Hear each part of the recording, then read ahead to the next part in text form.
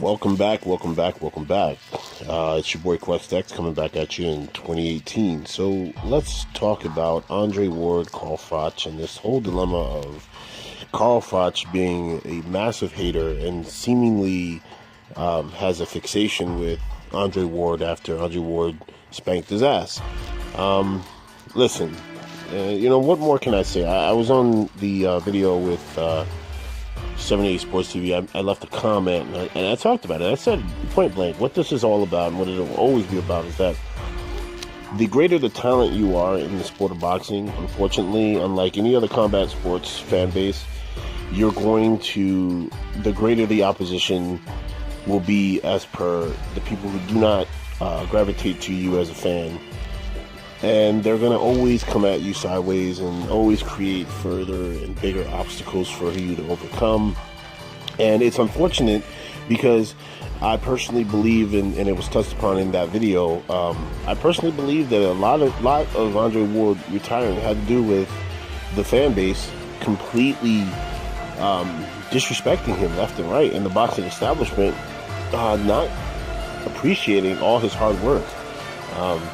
Andre Ward was a consummate professional and respectable individual in the game. He never once went at anybody sideways.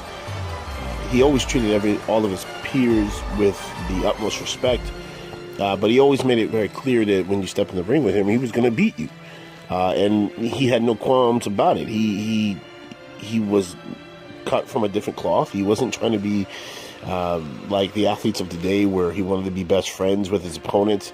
That's not how he operates. And I think that rubs people the wrong way. I think a lot of people understand that, Andre Ward's the type of fighter who could compete with any fighter of any generation. Because he is, that saying they say that fighters are born fighters? Okay? He is a born fighter. And he carries himself that way. He fights through everything in his life. And just for Carl Froch to just be there and just hating steadily on him.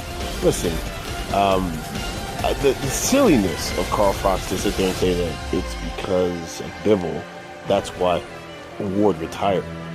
Listen, man. Listen, if that's not a classic example of the goalpost always being moved, I don't know what else to tell you. And that's a shining prime example.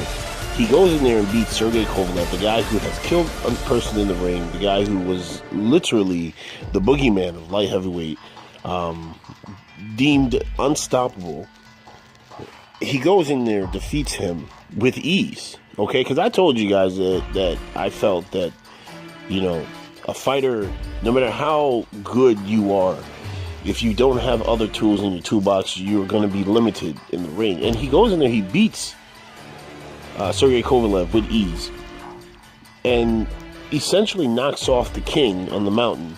And yet now you're saying some guy who is unproven, basically is still fighting step-up fights, who's, to me, he does have holes in his game. He's very stiff.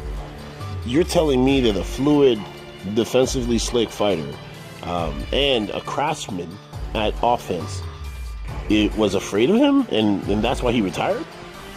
Come on, man, this is foolishness. I'm not dealing with, like I said, I said my in the comment, because I got trolled by somebody who I blocked on my channel, but apparently chose to follow me to another channel when I was commenting.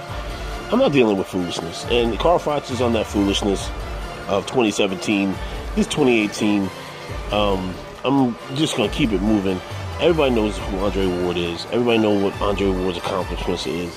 And, if he comes back, I hope he comes back because he gets that hunger to want to fight. I don't want him coming back to try to prove anything to any of you knuckleheads out there. Whether you're a professional fighter and you're hating on him, or you're just one of these fans on the internet who just want to talk crap because you want to talk crap. It's your boy Quest X. I'm out. Peace.